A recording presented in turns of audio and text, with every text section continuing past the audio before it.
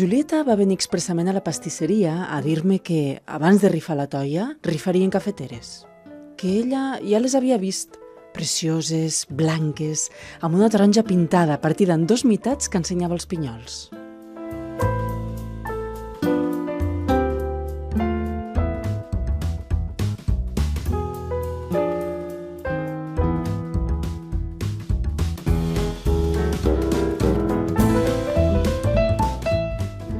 Sigueu benvingudes i benvinguts altra vegada a Tàndem. Comencem aquí un nou programa d'aquest podcast sobre literatura infantil i juvenil i mediació literària. Soc el Guillem, mestre, mediador literari, defensor de les biblioteques escolars i hobbit en potència. I m'acompanya, com sempre, la Marina, editora, lectora empadreïda i motivada de la vida. I avui ve preparadíssima pel programa d'avui. No, com podeu observar els que pugueu mirar el vídeo, Sí, entre papers, tecnologia, pareix que una hacker informàtica. Com que no tenim convidat, no? Avui anem a tope. No, i perquè no m'han deixat ocupar l'altra meitat de la taula, que si no estaries movent amunt i avall, no? Sí, i tant. Bé, què avui? A veure, avui és un programa, crec que dels més diferents que hem fet, sí, perquè una cosa així tampoc no l'havíem fet. Estem innovant. Amb motiu. Estem innovant.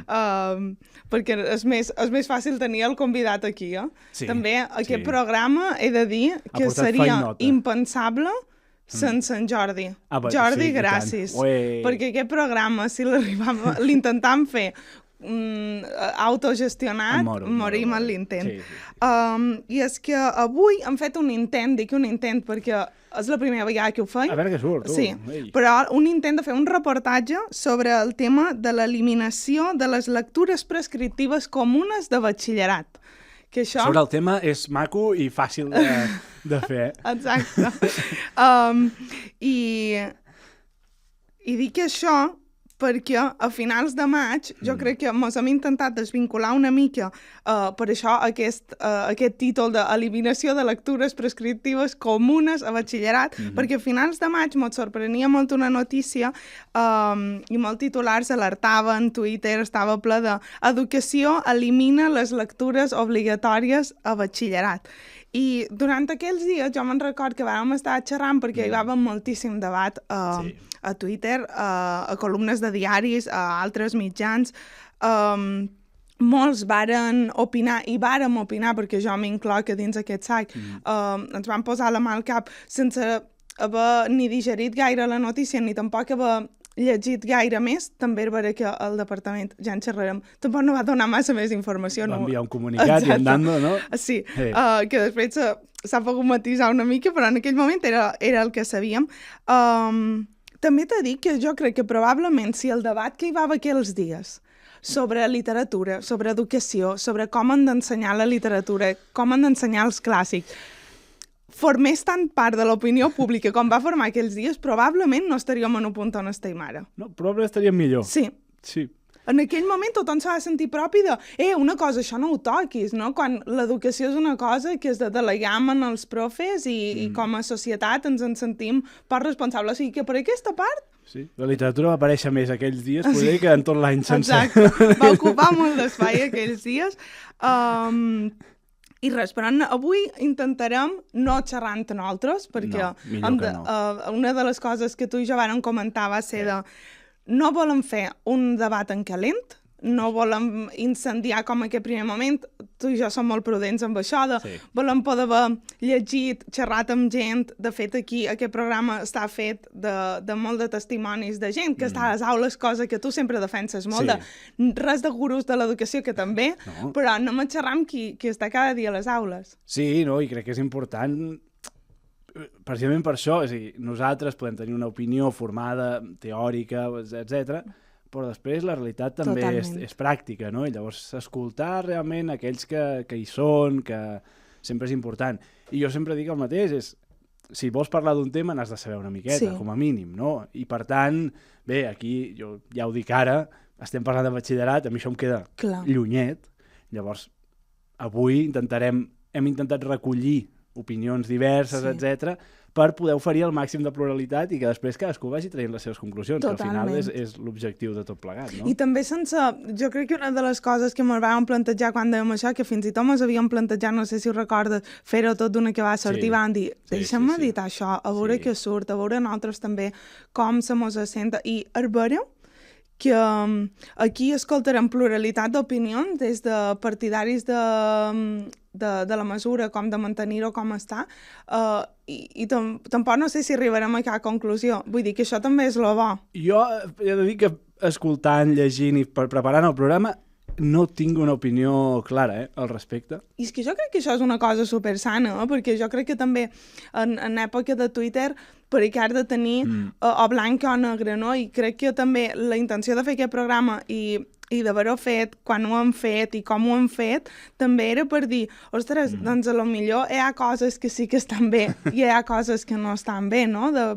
Així que jo crec que serà un programa que estarà molt bé i que a més va néixer d'una inquietud, perquè jo me'n record que no ha volgut participar en aquest programa. Jo estic a casa amb un professor de batxillerat i clar, jo t'ho vaig explicar, jo vaig arribar a casa indignadíssima, ho vull cremar tot, no sé què, en tot el meu discurs com a persona aliena a l'educació, i ell m'ha dit, ostres, doncs jo li veig potencial en això, no? I d'aquesta diferència va néixer doncs anem a escoltar el que estan allà i a veure quins arguments tenen. Sí. Potser hauríem d'explicar una mica de què estem parlant, no? Exacte, m'ho pareix molt bé. Vols fer-ho tu? Perquè ho tens allà i jo no ho tinc. Ah, perfecte. Perquè tens tots els documents aquí. Sí. Començam una mica amb la cronologia, que és que el maig, més o menys, això com a crims. En recordeu-vos d'aquesta dada perquè serà important, no? Maig, quan en realitat el curs escolar s'acaba al juny, els profes com a molt aguanten fins a la primera setmana de juliol, enviar un document sobre un canvi tan important a finals de maig és una cabronada. O sigui, entram des d'aquí, no? I envia un document de 4 pàgines, però bàsicament diu això, que a les matèries comunes de llengua castellana, catalana i literatura, a la convocatòria de l'ESPAU de 2025 indica a partir d'aquesta convocatòria ja no hi haurà lectures obligatòries. O sigui, ells van ser els primers que crec que van posar un titular bastant clickbait. Sí. No? Ja no hi haurà lectures obligatòries. En el bloc corresponent a literatura se proposaran 2 opcions amb breus textos al voltant dels quals se faran preguntes d'educació literària que, d'acord amb l'orientació del currículum, estaran centrades en aspectes temàtics, com a base els tòpics literaris, de gènere literari, recursos literaris, etc. A les comunes, perquè això a mi m'ha costat al principi. Sí, exacte. També cal puntualitzar això, per si No, cas. totalment. A l'assignatura de literatura catalana, que és l'optativa, se mantenen les lectures obligatòries. Que potser se podria haver plantejat a l'enrevés, però no, això ho deixaré. Sí, hi ha un total de 6 lectures obligatòries a l'assignatura de literatura catalana, però aquí ens centrarem, jo crec que un poc més, amb llengua i literatura, que al final és la comuna, és per on passant tot. Per on passa tothom, exacte. Molt bé, envia això, fantàstic, i llavors comença a cremar tot. No? Exacte. També final de curs, que la gent està més tocadeta ja. Clar, i ara què esperes que faci jo, no? Amb aquest canvi de... A més, no varen dir res més, varen dir això, no hi haurà lectures obligatòries, però com serà l'examen de l'ESPAU, com s'ha de treballar la literatura en funció d'això. Misteri. I van aparèixer unes orientacions, però ja va ser a finals de juny, no? Exacte. Sí, jo m'ha costat una mica trobar el moment en el qual va sorgir això, però van sortir unes orientacions, que aquí sí que ja tenen 13 pàgines, que en Guillem i jo hem llegit i hem empollat. Sí. No sé si vols que les comentem ara o que esperem una Potser mica a quan xerrem d'això, no? Sí. Hem orientat aquest programa començant pels antecedents de com se treballava la literatura fins en aquest moment, una mica aquesta tradició d'estudiar la literatura a l'etapa postobligatòria, que això és important, i per començar, un dels testimonis és la Teresa Aguiluz, que és professora de llengua i literatura catalanes, autora de llibres com ara Un cangú excepcional i Tinc granotes a la panxa, que mos fa un repàs de les últimes dècades en l'educació literària. La qüestió de la supressió de lectures obligatòries a segon de batxillerat ha aixecat efectivament molta polseguera. Som molts els docents que hem posat el crit al cel, sí, m'incloc, i potser no tothom entén per què. Intentaré fer-hi una mica de llum des de la meva experiència. Em cal fer una mica d'història. Fa més de 30 anys que ensenyo literatura catalana, a l'ESO i al batxillerat. En la matèria de modalitat, la dels motivats per les humanitats, en podríem dir, i en la comuna, aquella per la qual tothom ha de passar, agradi més o menys, per acabar tenint el títol. I he vist canviar moltes coses. Canvis que han anat sempre en una mateixa direcció. Anar reduint el pes de les humanitats en general i de la literatura en particular en els currículums. I és que encara som molts els que recordem un curs de segon de BUP dedicat íntegrament a l'estudi del llenguatge literari. Mètrica, rima, versificació, figures retòriques, gèneres, tipus de discurs, que descobries a partir de textos o fragments de textos i que t'anaven fent familiars noms de novel·listes, de poetes, de dramaturgs. Estic parlant d'un moment històric molt concret, que no ens havia permès arribar-hi abans, però per a molts de nosaltres fou aquell curs que vam sentir per primera vegada noms com Pous i Pagès, Pedrolo, Rodoreda, Calders, Jaume Fuster, el col·lectiu Ofèlia Dracs, què sé jo, i tants d'altres. I l'any següent els retrobàvem en un curs sencer dedicat a la història de la literatura, de la nostra, perquè fins aleshores només havia existit l'altra, la que s'havia apropiat de l'etiqueta d'oficial. Més endavant va arribar la reforma, i amb aquesta bugada ja hi vam perdre uns quants llençols. Però alguns vam decidir resistir l'envestida i continuar oferint cultura literària a l'alumnat. I ho vam continuar fent, malgrat que la següent atzagaiada va ser deixar les llengües oficials a 2 hores lectives a la setmana. Evidentment una menys que d'anglès, que en aquest país tenim una malaltissa tendència al provincialisme. I ho hem estat fent durant tots aquests anys, en un primer de batxillerat, on lluitant contra els corrents pedagògics deshumanitzants i desculturalitzants imperants i aplaudits pels successius governs, hem fet mans i mànigues perquè l'alumnat continués podent accedir a una mostra representativa de la literatura en llengua catalana al llarg dels segles, llegint i analitzant textos i fent rutes literàries. Déu-n'hi-do, el trajecte, no?, que s'ha fet. I està bé que algú t'ho expliqui, perquè a vegades... Sí. Bueno, m'he centrat molt en ara i també està bé, no?, veure què he recorregut. Bé, està bé com a introducció. I llavors, què hem de fer ara? Perquè, clar, com ho hem muntat tot plegat? Res, la segona part d'aquest itinerari que hem marcat seria preguntar-nos com arriben aquests alumnes a batxillerat, no? Com se treballa la lectura i la literatura a la secundària, perquè en aquestes orientacions que hem llegit tota l'estona se fa molt ressò que una mica el que vol el batxillerat és seguir amb l'estela del que ja s'està fent a l'ESO.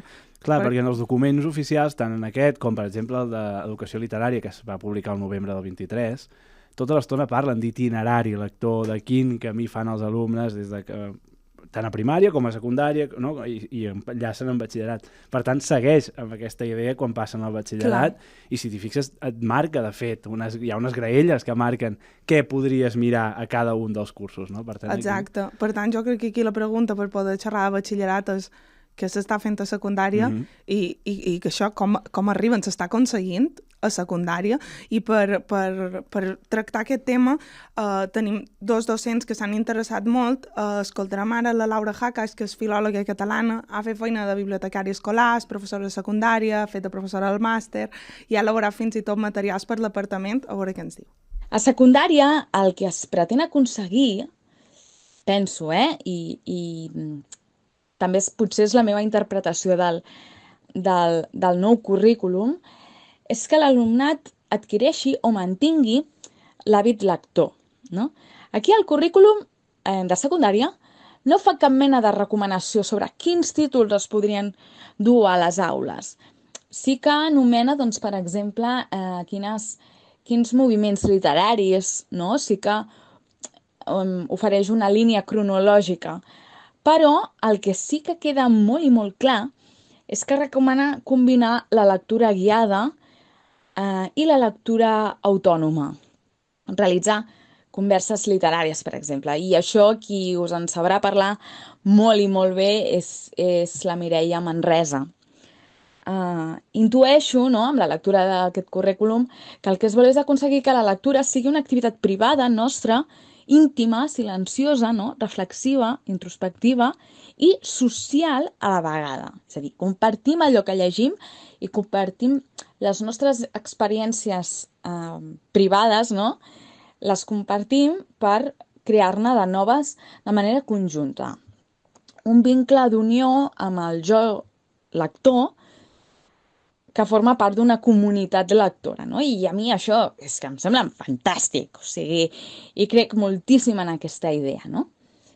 Ara bé, cal que els centres tinguin doncs, un bon fons, professors entesos en literatura juvenil, que siguin lectors també de literatura juvenil i que les súpliques a les biblioteques escolars doncs, siguin escoltades. Però això també és un altre tema. Aquí ha xerrat de molt de temes. Jo, abans de donar pas al següent àudio, sí que vull dir que la Mireia Manresa havia de participar en aquest programa. No ha pogut perquè està molt enfeinada amb la universitat, però igualment crec que la tenim molt present. Si us recordeu, tenim un programa amb ella sobre el tema de la lectura a secundària en aquest podcast, però també hi anirà sortint, perquè crec que és important, el departament li va encarregar a la Mireia Manresa i a altres professionals que elaboressin un document per com se treballa a l'ESO i a batxillerat la lectura guiada i la lectura autònoma, que casa amb un que aquí ha sortit més perquè al final se xerra més d'infantil, que és el de l'Anna Juan, la Lara Reyes, però que també hi ha el de secundària amb la Mireia Manresa. I el d'infantil també hi és, vull dir, més de tots. I el segon àudio és de l'Aleix Solà, que és profe de secundària, ara és ALIC, que tu me sabràs explicar què és, Guillem. L'assessor LIC és... Vale. Assessoren els centres, diguéssim, en tot el que és la llengua, la literatura, etc. Perfecte. Té un nom més llarg que ara mateix no em sé de memòria. Però sabia que tu podries. És mediador, és filòleg, i també li ha interessat molt, no només que se fa a batxillerat, sinó que se fa a secundària. I pel que fa com considero que s'hauria de treballar la literatura secundària, jo crec que val la pena que ens fixem en aquestes sigles de la LIJ, la literatura infantil i juvenil, i que fem incís en la J, no? En la part juvenil d'aquesta literatura, que sovint considero que és una mica la gran oblidada o la molt incompresa, podríem dir. Si ens fixem, un alumne, quan acaba la primària, aproximadament, ja sabem que cada lector té el seu ritme, però es considera que acaba un seguit de lectures que considerem infantils, sobretot pel que fa al format i essencialment al contingut.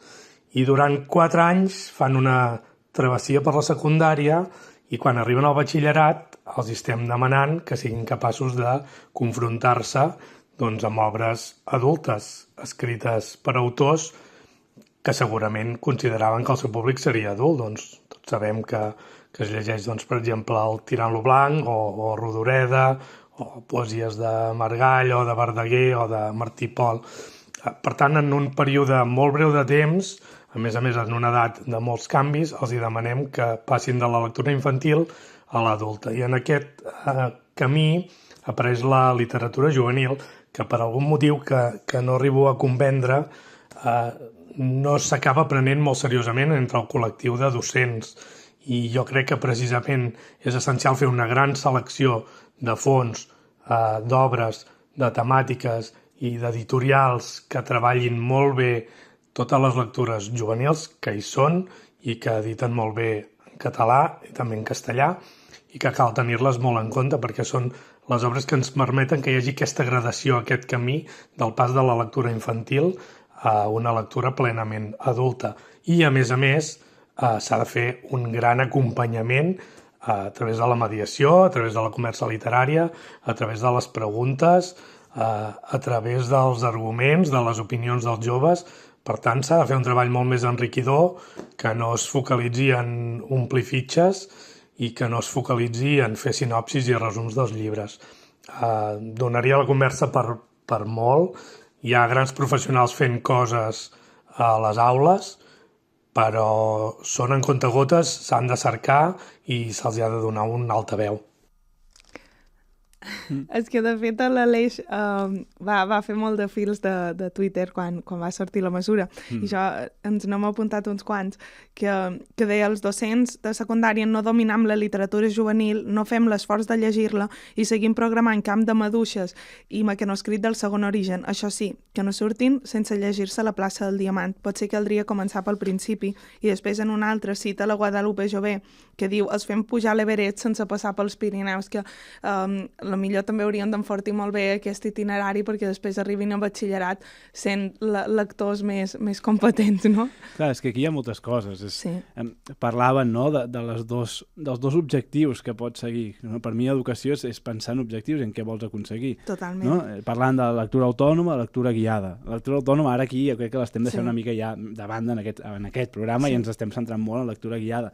I després hi ha el què utilitzem per fer-la i el com ho fem. No? I aquí s'obre un ventall de casuístiques, diguéssim, de cada profe, de cada institut, que clar, és difícil de fer-ho, però crec que és important fixar-se en tot, no només amb el com, sinó amb el què i al revés. No? És que m'apareix molt interessant això que dius, perquè crec que, sense voler fer spoiler de cap on hi ha aquest programa, crec que si divideixes entre el què i el com, aquí hi ha, ara entrarem a la part més polèmica de la polarització de cànon sí, cànon no, però que ja veurem que si separam el què del com, hi ha punts de trobada. Anem al què? Sí, anem al què, no? Que és la gran pregunta. Hi ha d'haver unes lectures prescriptives comunes o no? Perquè entrem, aquí jo crec que és important fer un apunt, i és que ja en les orientacions, quan ja varen enviar aquest document més gran, se va deixar clar que va ser, crec que al principi no varen saber explicar i va transcendir.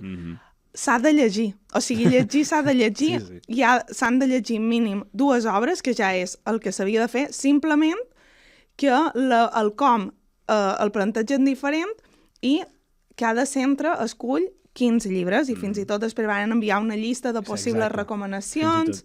Exacte, vull dir que hi ha un cert introducció a pots llegir aquest llibre si algú no vol decidir-ne. Exacte, o no però llegir se llegeix. Sí. Partint d'aquesta base, la primera nota de veu a favor del cànon sí és de Toni Sala, que és l'únic que no és professor en actiu ara mateix de les notes. Ell és escriptor, va ser professor de secundària, de fet té un llibre explicant les seves experiències, i a més el passat mes de maig, que va coincidir just amb aquest moment, ell havia publicat un assaig titulat Tradició i creació i altres notes sobre literatura, i ens diu això.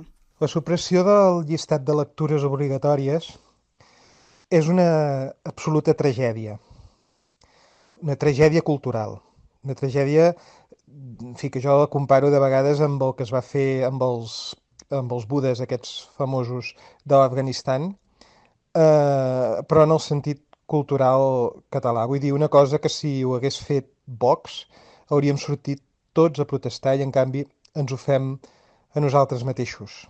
És, de fet, la culminació de tot un procés d'anar eliminant la cultura humanística de l'ensenyament, és a dir, eliminar, de fet, l'ensenyament. No és estrany que les estadístiques diguin que el nostre sistema educatiu està pràcticament del tot enfonsat. De fet, això, com dic, és ja la cirereta del pastís. És a dir, es renuncia completament a la responsabilitat d'orientar o d'ensenyar o d'educar els alumnes. L'ensenyament és el punt on es mostra quina esperança té una civilització en el seu propi futur. És a dir, és el que deixarem nosaltres, l'herència espiritual que deixarem en els nostres fills, sigui a casa o sigui des d'un sistema públic. Des del sistema públic, és igual que sigui ensenyament privat o ensenyament públic, vull dir, des d'un àmbit social, vol dir doncs, que els catalans ja renunciem a la nostra pròpia, de fet, literatura. Penseu que les lectures compartides, aquestes obligatòries, eren referents comuns de tota una societat educada, diguem-ho així. Tothom que passava per selectivitat havia hagut de llegir, els que anaven almenys de lletres, havien hagut de llegir uns determinats llibres. Ara això se suprimeix i es deixa així el lliure designi dels professors o, en definitiva, dels alumnes. A veure, aquí han sortit moltes coses, jo crec que ja hi tornarem. Sí que estic d'acord amb una cosa que diu Antoni, amb moltes no, però amb una cosa que diu Antoni Kerberé, que sí que tenien un efecte les lectures comuns, de que tots quedàvem emmarcats per unes mateixes lectures, no? Sí. Ha sortit molt, se va posar molt de... Clar, ja no llegirà Mercè Rodoreda. Jo tenia una pregunta per fer-te. Tu vas llegir Mercè Rodoreda el teu any? No. Vale. És que, clar, després mires l'històric de quines han estat les lectures obligатòries i durant molts anys no se llegia Mercè Rodoreda, no? Se llegia un altre llibre. Jo, en el meu cas, el meu any sí.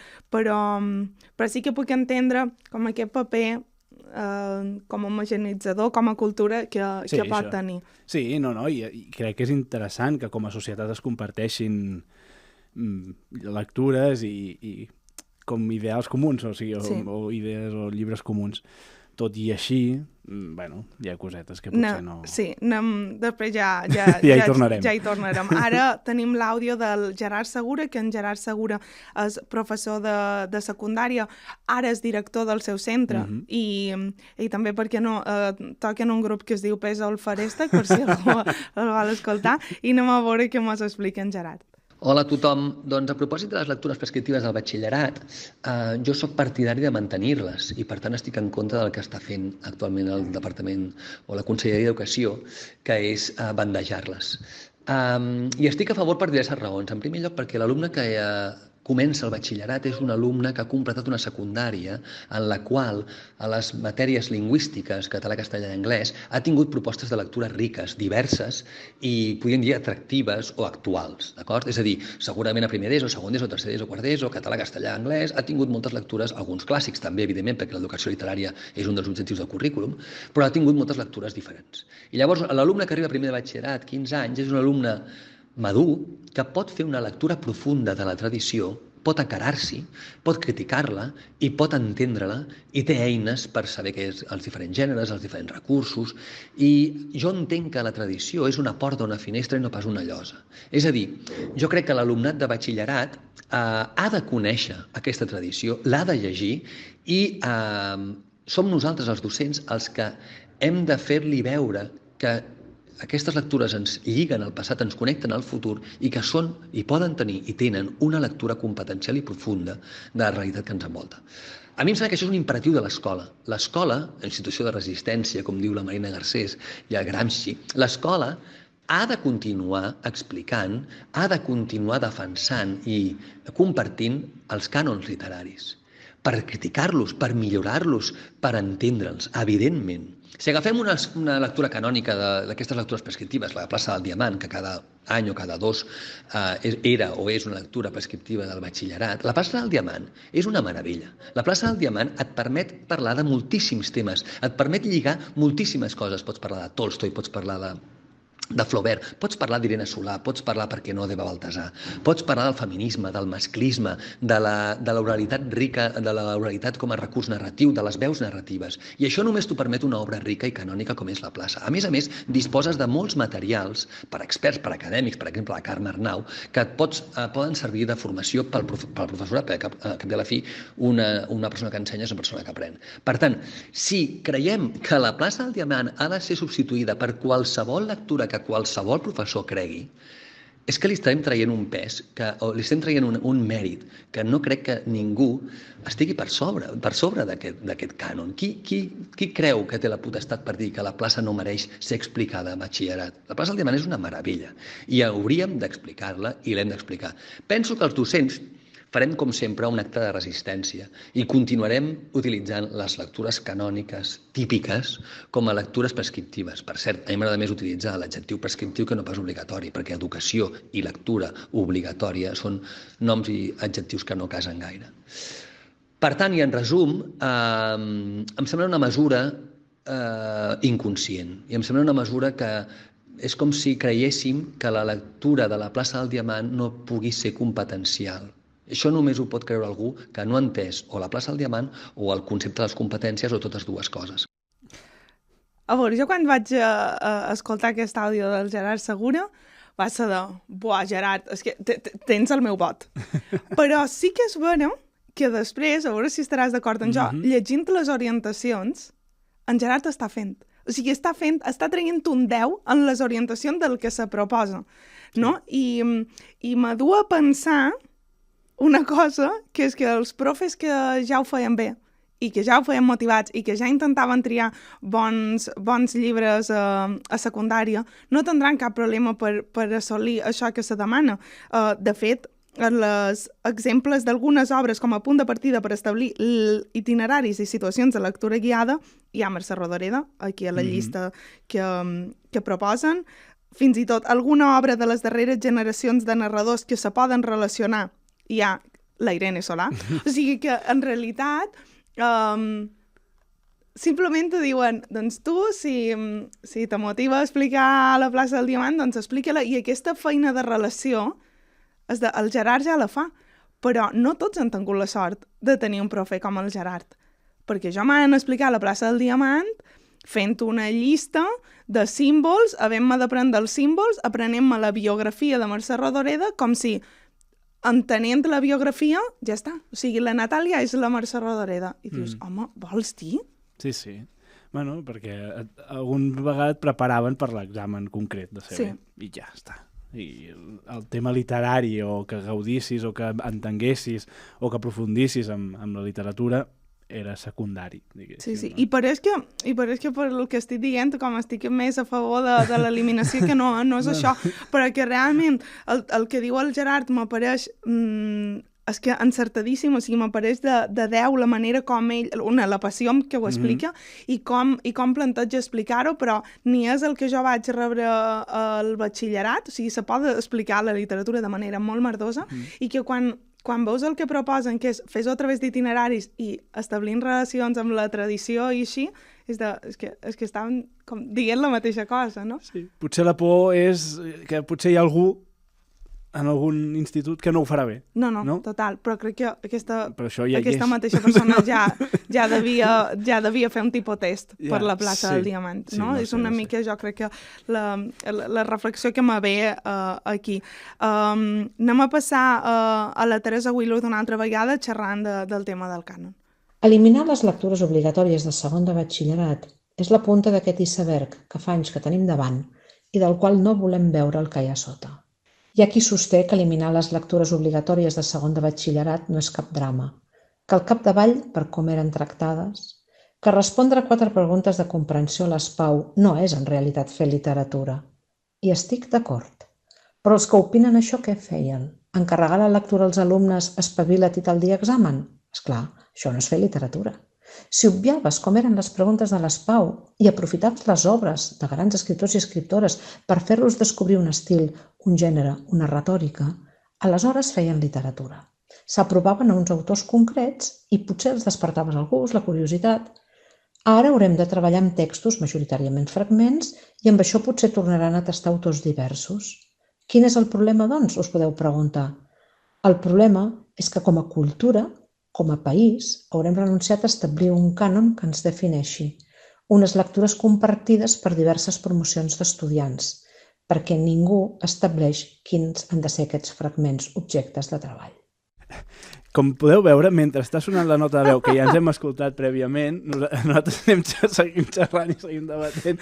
És que és un tema interessantíssim, és que estaria 4 hores... Tornem al mateix. La Teresa torna a dir una mica, va per la mateixa banda, no? De perdre tota aquesta qualitat literària que t'asseguren els clàssics, en aquest sentit, no? Sí, que jo crec que és una cosa per la que us s'hauria de seguir apostant. També estic convençuda que molta gent seguirà com fins ara, seguirà fent el que feia al marge d'això, perquè aquí sí que quan dèiem tornarem en això, tu no pots plantejar un canvi així el mes de maig o juny. O sigui, és que amb aquí perden tota la bona intenció de la mesura que pogués tenir. És que, com sempre, no podem fer les coses meditant-les una mica, xerrant amb els docents i fent els canvis paulatins i no... ara m'atrec això de la màniga, no? Bé, també això de parlar amb els docents demanaria debats, perquè com podem veure, no tothom està d'acord. No, totalment. Llavors, Sí, i entenc que és superidealista dir mos reunirem tots i sortirem amb una mesura. Que es podria fer amb temps i amb tranquil·litat, això és probable, que els tempos no han sigut els millors. O com a mínim amb objectius de dir, mira, aquest any canviam les preguntes de l'ESPAU, que això m'estic adelantant perquè ja hi entrarem, les preguntes de l'ESPAU, però mantenim les mateixes lectures. I així els profes ja tenen això preparat i canviam com s'està treballant aquesta lectura. Que potser aquest era el problema i no quina lectura se feia llegir, no? Avancem, que si no ens quedarem sense temps. Perdó. L'Aleix ens diu això. Bé, sobre l'eliminació del cànon obligatori, si és que n'hi hem de dir així, jo crec que el que s'ha malinterpretat és que l'alumne es perd la possibilitat d'accés a una obra que podem considerar clàssica, que segurament sabem que és de qualitat i que, evidentment, ens fixem que ha patit el filtre del pas del temps i això doncs, ens ofereix unes garanties i sabem que l'alumne doncs, en pot gaudir i, evidentment, en pot aprendre. Per mi, el factor positiu número 1 és que s'ha generat debat.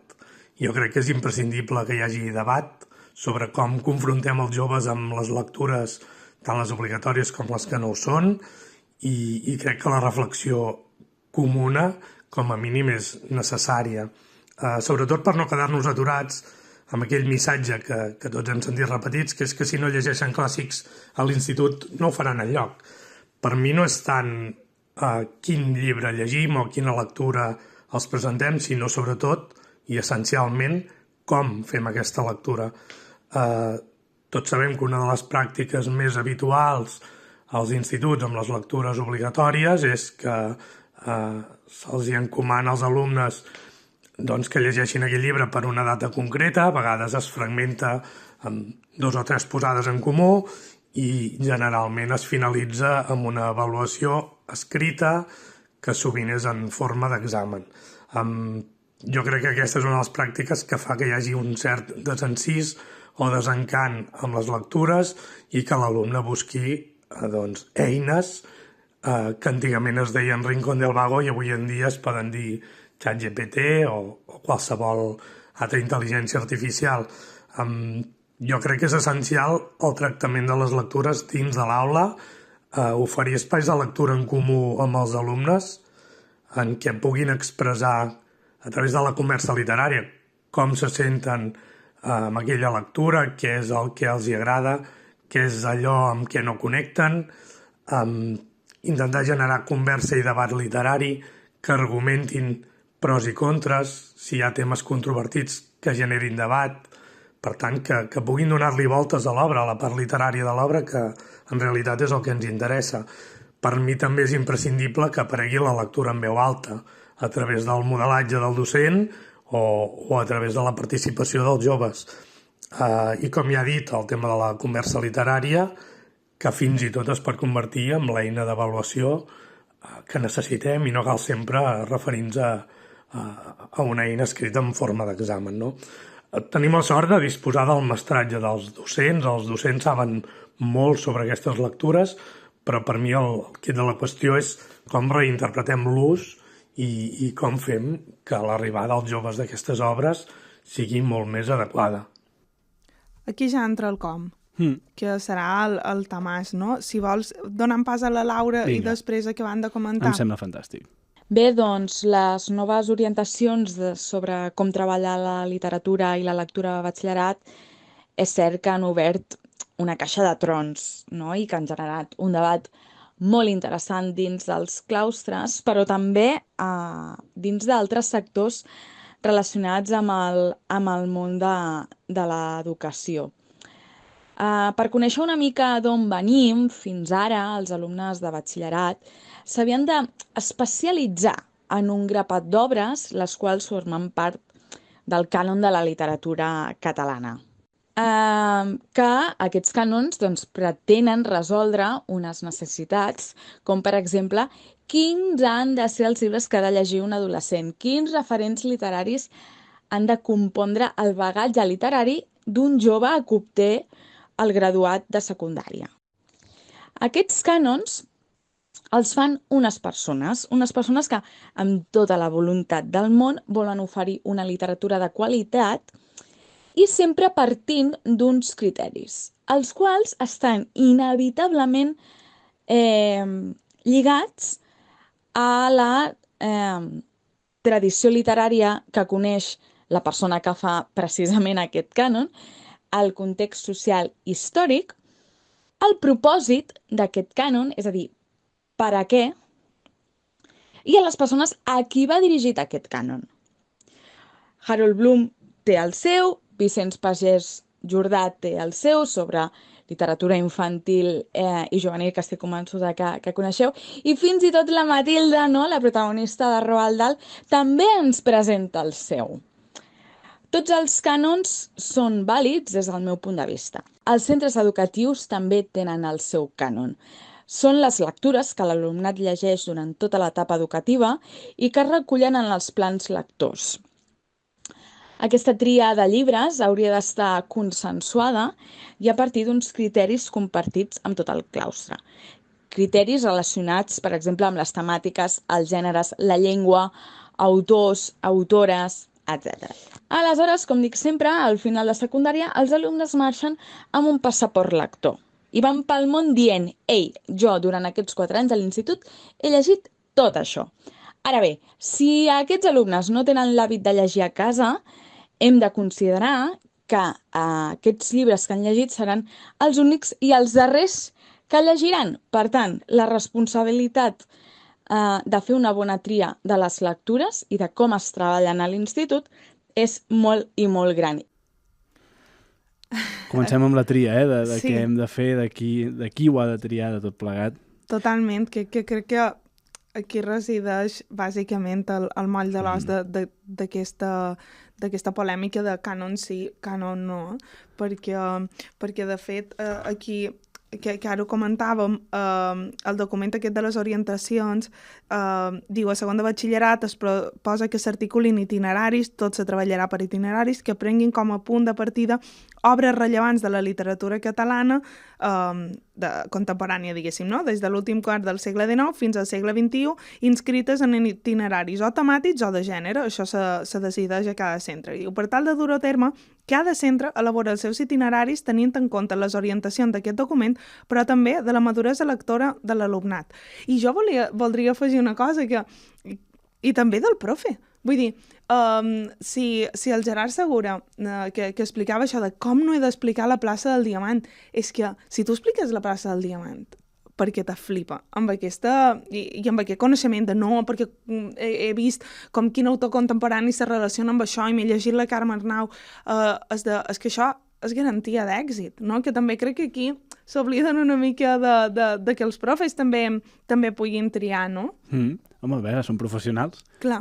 Són professionals del tema i s'han especialitzat en educació, per tant, és que al final haurien de tenir criteri propi, i tenen, segur, criteri propi per poder triar bones lectures. Totalment. I si consideren que les bones lectures són les clàssiques, endavant, no? Al final cada... Bueno, que és que, a més, se suposa que han de llegir clàssics. Exacte, vull dir, sí. mantenir les sí. que ja, les dues que se llegien l'any passat, per exemple.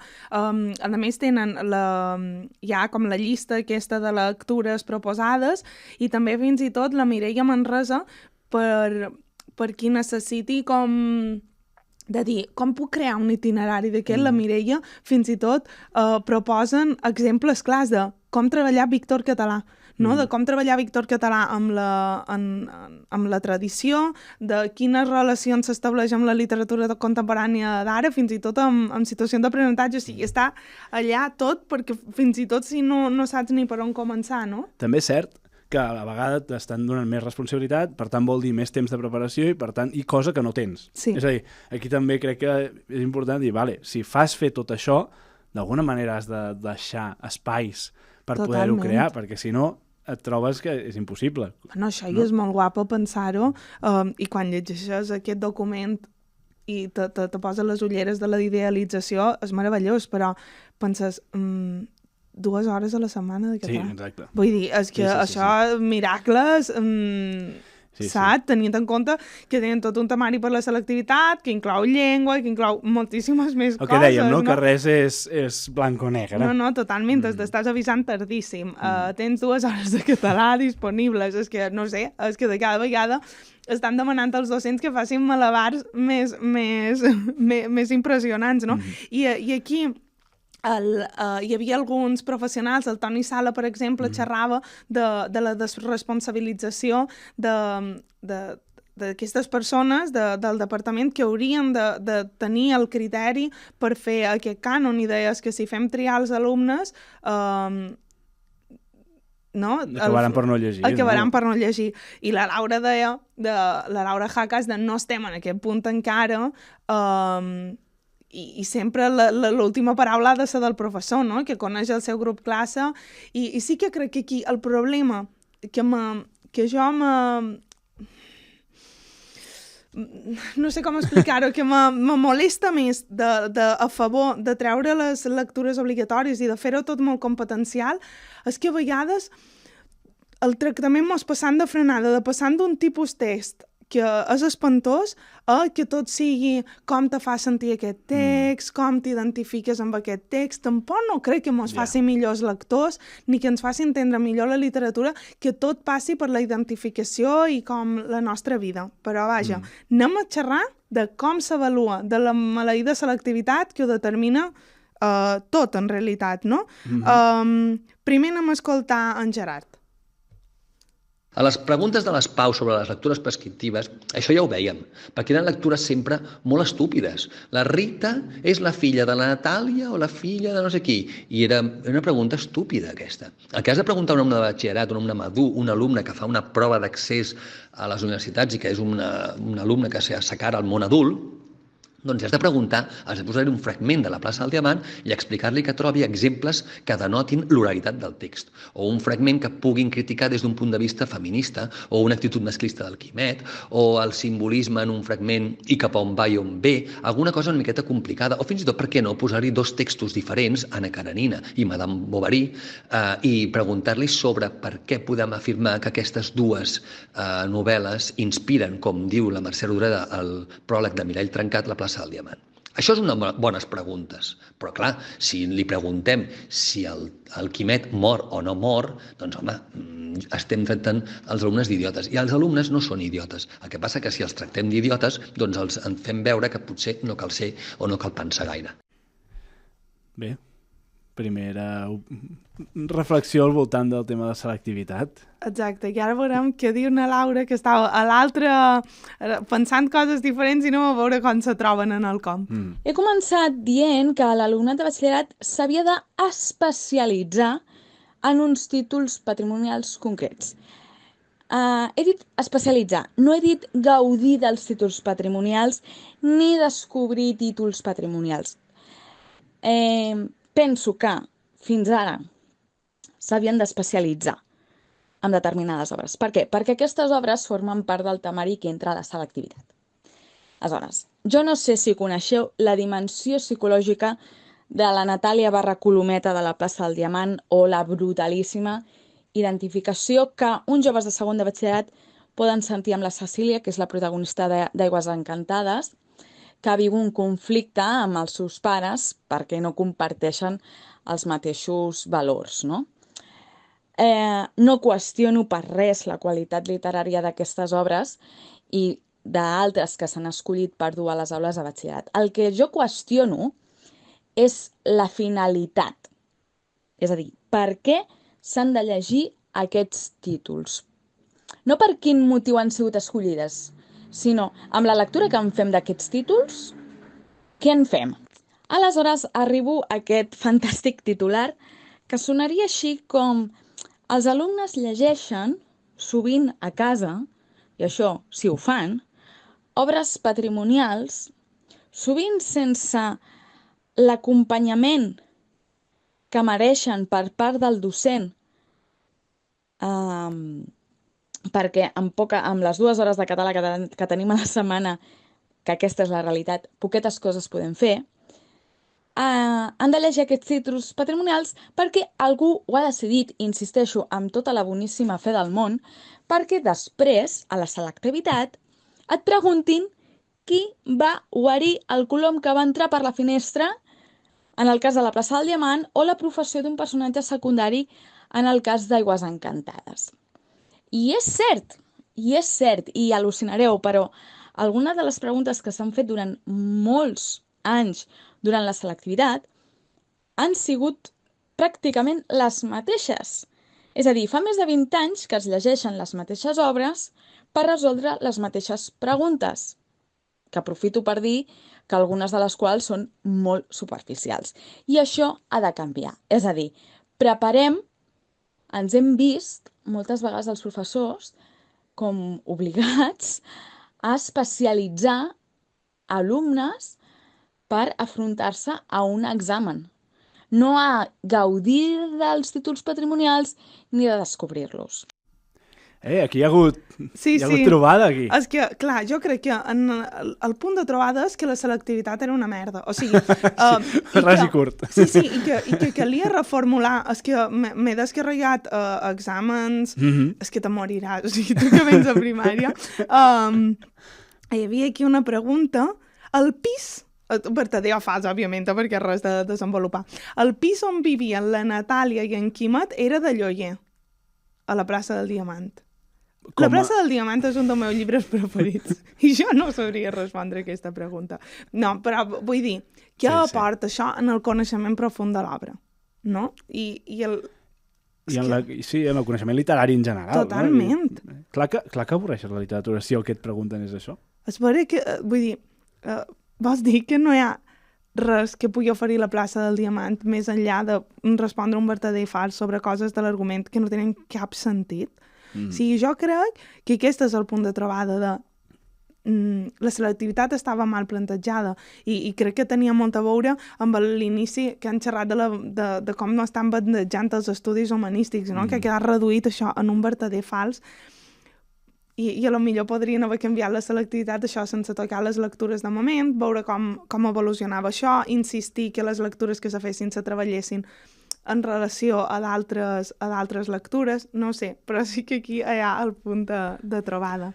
Clar, bé, i no tindrem temps perquè ens ho expliquin i ens sap greu. Ens hem hagut de petar. Sí, però parlaven també de què fer ara, a partir d'ara. Marina, què explicaven així en un gran resum? Sí, he de dir que la Laura, que era partidària d'aquesta mesura, estava il·lusionada de poder, de dir, que guai, que puguem fer un itinerari a partir dels clàssics que ens agraden i de relacionar moltes coses, i jo crec que una mica la posició del Gerard i la Teresa era de això, espai de resistència, seguiren com fins ara, però és que crec que són molt bons profes, vull dir, és el que jo t'he dit, és que ja treballaven la literatura segurament de 10, no sé si és el representatiu de tot el que s'està fent a les aules, però vaja, com sempre, tenim uns docents meravellosos que seguiran defensant la literatura per damunt de tot, no? I alguns d'ells tenen la sort de tenir una biblioteca escolar al costat, que és un altre recurs d'aquestes coses que hem dit, home, doncs en un tema com aquest és interessant escoltar la seva opinió, també. Exacte, que més que la seva opinió, perquè, per exemple, la Júlia ens dirà que pot aportar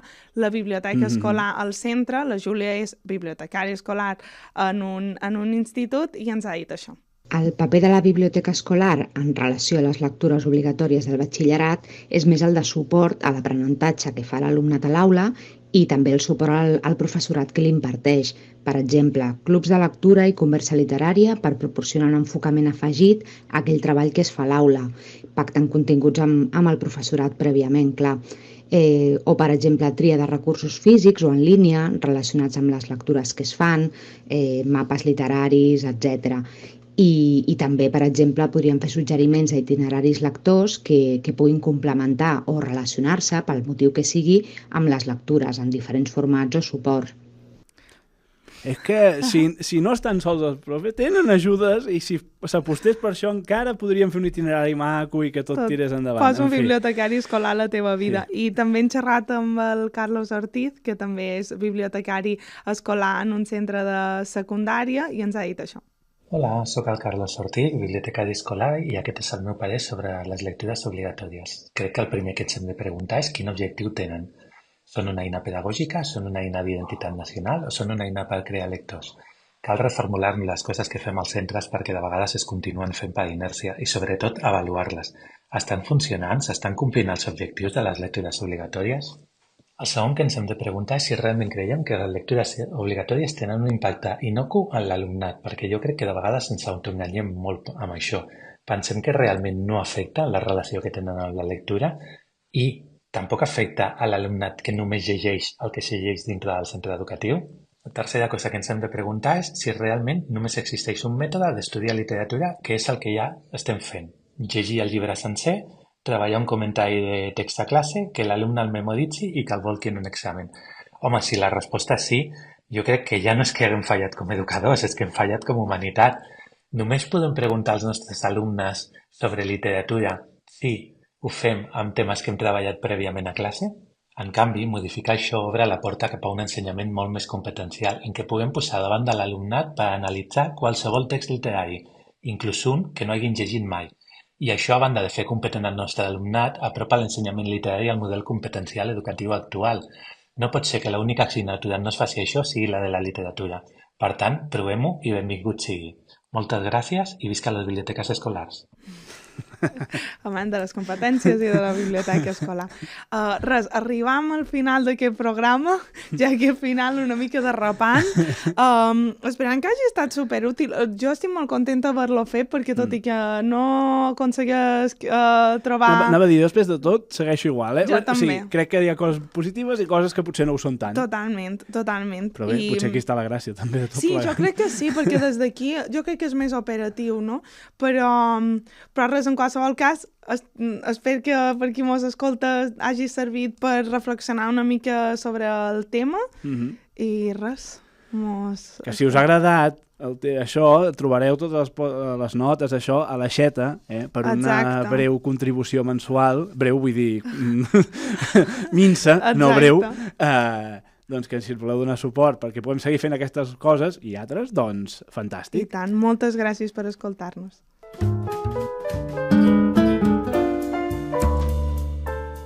Si aquest episodi t'ha deixat amb ganes de més, estem a les xarxes socials com TandemLix i mos pot donar suport a través de l'aixeta. I si n'ets subscriptor, podràs llegir les notes d'aquest programa. La producció, el guió i la idea d'aquest programa és de Guillem Fargas i Marina Llompart. El logo i la identitat gràfica és de la Maria Mora. La magnífica sintonia és de Carlos Arjona. El disseny gràfic és de la Cristina Rubió. El nostre tècnic meravella, que avui s'ho ha currat moltíssim, és Jordi Bartomeus. Gràcies a la Núria Ferrer per fer-nos de guia BTV, a Carlos Fernández per la realització de vídeo i a la Laura Sangrà per ser la veu que vos dona la benvinguda al programa. Gràcies, sobretot, a tots els professionals que han volgut compartir el testimoni amb nosaltres. I, finalment, gràcies a tu per la confiança. Gràcies per escoltar-nos i recomanar-nos una temporada més. Així ens fas arribar una miqueta més lluny.